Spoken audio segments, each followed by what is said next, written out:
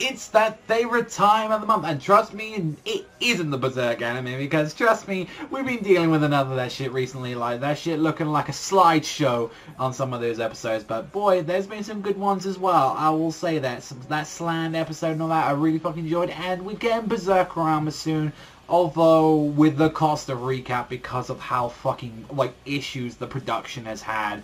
And hey, maybe it is going to be cleaned up during, like, you know, the Blu-rays, but if they fuck up Berserker, that's where fucking hands are being thrown. So I know a lot of people are like, I kind of asked as well, why are you not talking about the anime like that? It's generally because of that. I watch little bits here and there, but then again, I don't want to be so, like, kind of like, have some of these moments and all that ruined and all that, and I think especially I kind of just have to see the Berserker anime because it's one of my favorite things. I absolutely love it, and I want to see what their interpretation of it, like, is, like, after all this time.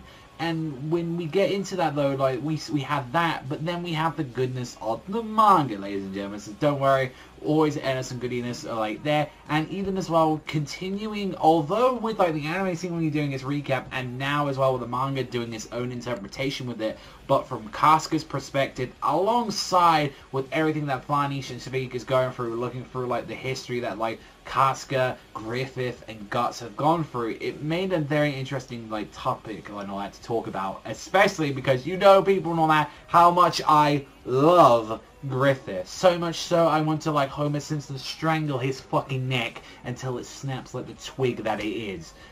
You know, we're already getting into such a great start already with Griffiths and all that, so let's just begin the chapter, alright guys, because, you know, it's a doozy as always. We're continuing, like, Farnish's and Shavik's journey inside Casca's mind, seeing this dark descent, this hollow wasteland, like, something that belongs generally, like, it's just, like, a very, just, like, dark, grimy world. Like, I feel like there's something like fucking Spawn or something would have in there. Like, you wouldn't have something like this, or Wasteland. It, like, kind of looks like some Fallout shit that they're going through. And as they're pointing towards, like, throughout the entire journey, it's like, we're looking for things that, like, you know, are part of the memories, and, like, getting those fragments back from, like, Casca's perspective, from, like, everything that happened to the Eclipse, to current day events, like, and even when we get to see as well, like, how they see, like, well, there's a sword and a helmet, you know, what's going on, and we get to see young Guts, like at him as, like, a boy, like, in his, like, kind of, like, prime, or that, where he met, like, Griffith, like, seeing all this shit, like, passed down, and it's just, like, yeah, like that, and when they were going from that, and it's, like, we're seeing parts of the shards, like, come from, like, these memories and stuff, like, as, like, even as well, we had a little bit of comedy with the chapter, when we saw, like, Guts Dog, like, kind of, like, and little Casca, like, kind of playing around, it's like, yeah, I got the shard, and, like, even they kind of realized it's, like, the more and more that they keep collecting these fragments, the more and more that this is going to be healing Casca's mind. And I kind of liked where, like, a lot of people, you know, don't remember this stuff. I even remember mentioning this in last month's chapter, where it's doing it in a way where it's recapping the story for a lot of people, because trust me, like, it's hundreds of chapters ago, and many years and all that. We're talking about something that it was, like, in 89, like, we're talking about stuff that was probably around, I'd like to say, about over 10 years ago, because that's, I'd like to say that was about a good fucking 10, 15 years ago, like, for this series, and the fact that we get to see, like, her meeting, like, you know, Griffith, getting to see, like, the Battle of Dodri, seeing some of the characters from there, and then even as well when, like, you see that fucking piece of shit Griffith there, I don't know, I can't contain it, guys, I'm sorry, but I fucking hate Griffith, because he's a piece of shit, and I have my reasons on that. Like, you see, like, you know, whenever, like, you know, like, he gets, like, when Spani says something very interesting and all that, like, you know, like, when, like, even where, like, he was confronting the noble and all that, saying, does being born of nobility mean that you're chosen by God? And the thing that, like, Fani says, especially, is, like, it feels like she's taken a blow to the head just, like, looking at this person, and it's like, this is similar to what I felt for Guts, so she knows exactly the exact same thing that Casca went through back there, and that's kind of where Farnese has kind of been for a while, where she kind of, not the way she'll never compare to Casca to me and all that in that way, but how she was approaching it from a different, like, situation where she never had someone to really look for apart from this false idol of, like, God in her eyes and all that. This was, like, the kind of the way they took it, because, like, religion in the, like, the world of Berserk and all that, I'm not knocking anyone that actually believes and stuff and all that, but mind you, if you're reading Berserk and you're religious, then that's a bit questionable about itself. But the fact is, like, you know, she was following something that was false, and yeah, Casca had something that was a living entity, whether or not she saw, like, you know, Griffith as anything as, like, you know, this amazing man that saw, like, you know, look up to this just godly entity, which a lot of people have referred to, like, even as well, like, you ever seen on, like, Griffith is always, like, looked, designed, and drawn, like, a very, like, feminine, like, beautiful, oh, he's a beautiful man, look at him and all that, everyone wants him, the ladies, the boys want to be like him, that's always how he's been, and every time you've ever seen Guts, it's been this disgruntled, chiseled, fucking big-ass brick shithouse, like, person, and it was always the complete polar opposites of that, and I kind of found that interesting, like, seeing from that, because this is the thing where, like, I go into a lot of things with, like, what we get to see with Casca and Griffith and Guts, and a lot of people actually will say to you these days that, yeah, Griffith did nothing wrong, and now, while it's people who say that, I would love to go to their necks and strangle them Homer Simpson style and snap them like a twig, I would personally, you know, like, I can understand where the logic is coming from in their eyes. It's just the fact that we've always ever seen Griffith as this calculative, like, you know, like, he's always thinking a couple of moves ahead, completely different from Guts, where Guts is instinct. That's all that's about Guts. His instinct, he just reacts, and that was always something that was different, all that Griffith never did.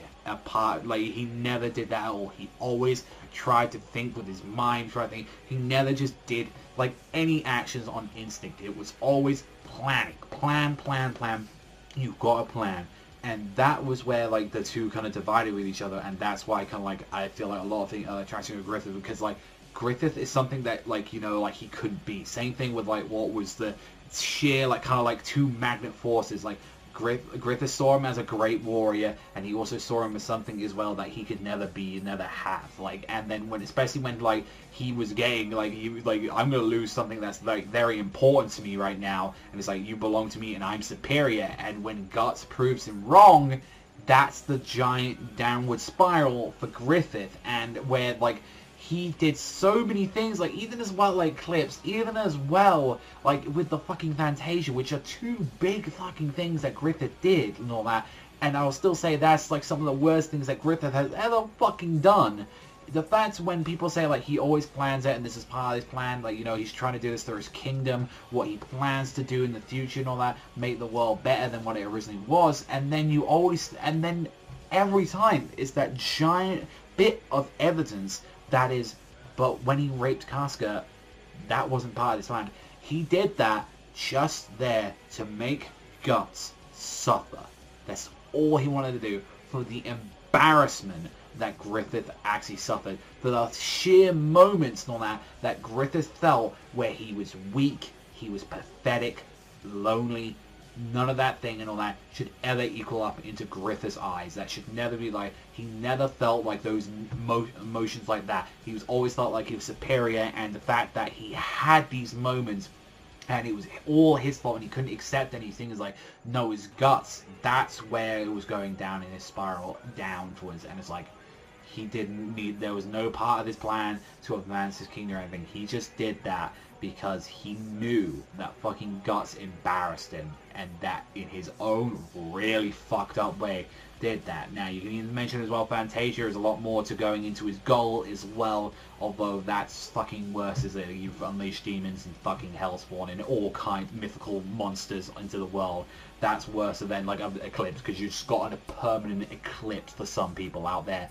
Like, you're a fucking monster no matter what, Griffith and all that. And even with all your feminine charms, even all with your strategies and everything, no, that will never be the case. And, like, that's what I kind of appreciate, because they did show those moments and all that. Like, when they even referred to as well, when they had their duel and all that, and, like, even how Casca was referring to it and all that, was feeling helpless, unable to, like, stop these two guys and all that. And, like, she felt heart-wrenched about that, seeing him leave, seeing Guts leave, like, for the Band of the Hawk, and seeing, like, this is what, like, happened, and, like, even as well, like, with the waterfall as well, like, she felt, like, as they were fighting, feeling this rage, like, it was, like, you know, all of this stuff that they had is, like, you know, and then, you know, suddenly realizing, like, she generally cared for him, even though throughout, like, you know, I don't understand these feelings. And I have to point out, throughout all of this, we are seeing all of Guts' life, like when he was versus 100 men, when we were seeing the duel, when we were seeing the bowl like that, when you were seeing like all these memories, him versus Zod like that,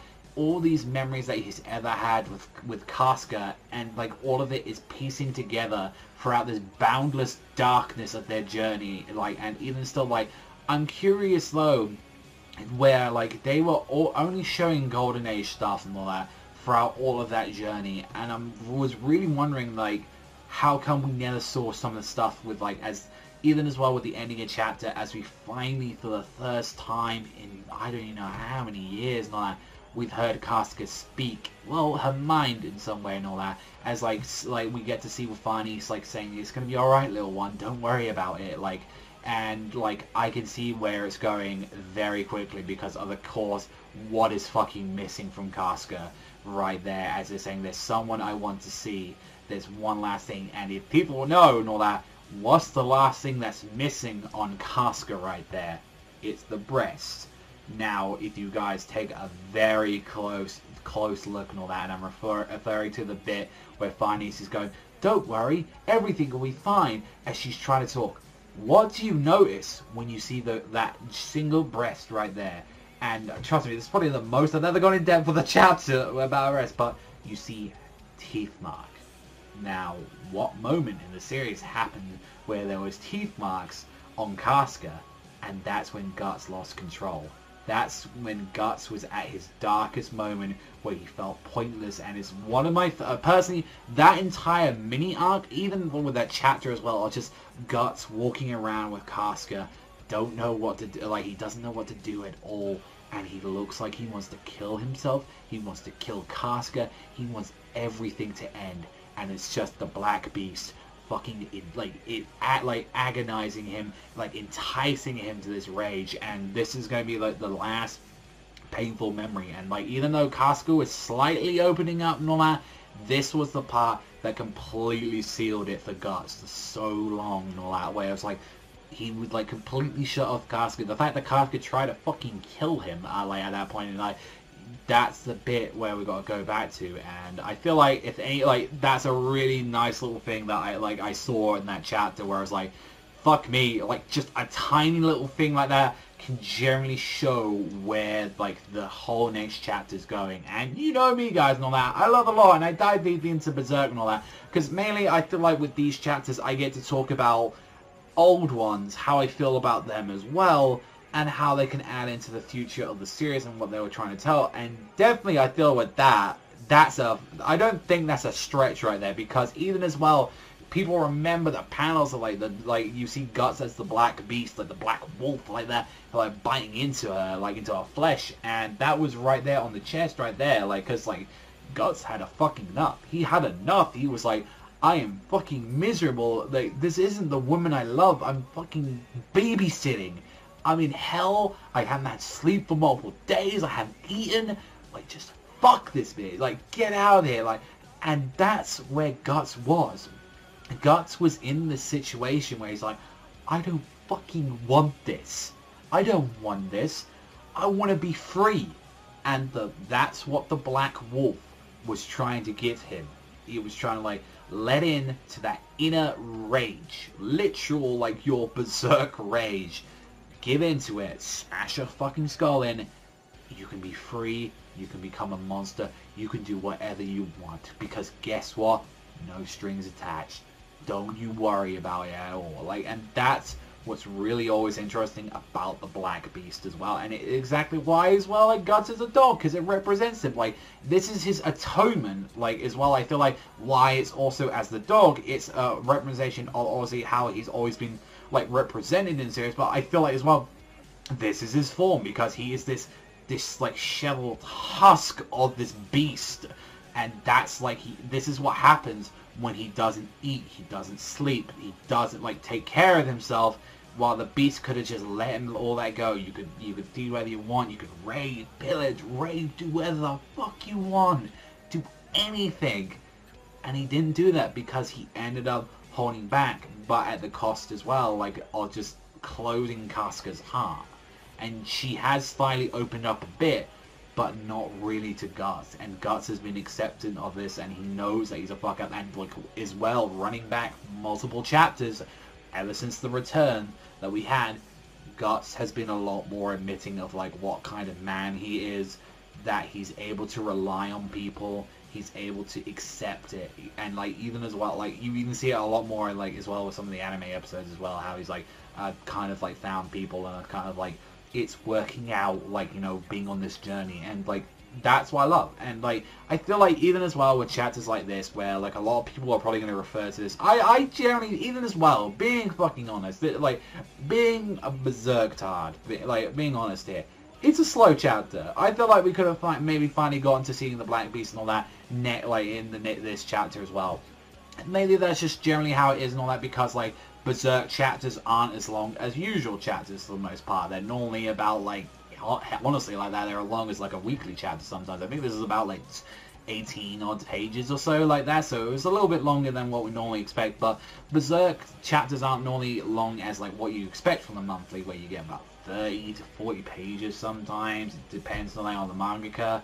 But then again, I feel like, as I've always said, there's a lot to talk about in a chapter, like, and that's even as well where you've got 350 plus chapters you can work with. And I feel like as well I have just this pleasure, and I really enjoy talking. It's generally like it's up there with talking about Seriously Me, the same way how I talk about Magi, the same way, like, you know, whenever I find an interesting topic, and Berserk has always been that, because you get to not only look at like just the brute strength of characters, you get to see psychologically, and like a whole bunch of this stuff right now that we've been going through in Berserk has been a lot psychological, and also as well to do with the emotions of these characters and the relationships and like how they've grown and adapted throughout all these years. And I think honestly what we've been seeing so far and all that, what with Miura's doing and all that, like as mitten as I have to say, it has been slow. I will say that, and I know a lot of people which is going to go,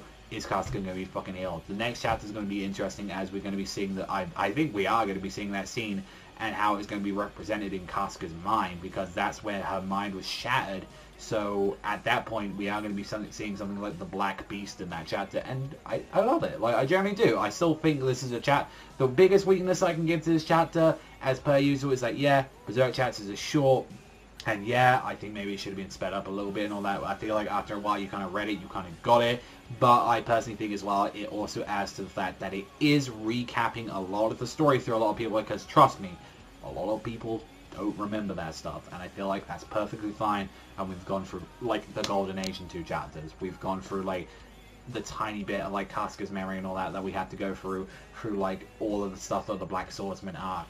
Like that's pretty much it and all that, because like Fantasia, she didn't have too much to go on. So I love the chapter. I know I'm biased as fuck with it, but I definitely had a very interesting conversation with people and all that. I wouldn't even call it a review for most part, because I had some interesting discussions to talk about with the chapter and like where possibly and all that is going to be going. And I hope you guys enjoyed it and all that. I know like some people want to wait a while for this one, but as always and all that, I look forward to the next month's chapter and all that. I hope it's next month. I hope it isn't delayed. I hope there's no hiatus and all that, because this is some really interesting, exciting stuff and all that. But that's all for me. Thank you as always for watching, and I'll see you guys though next time.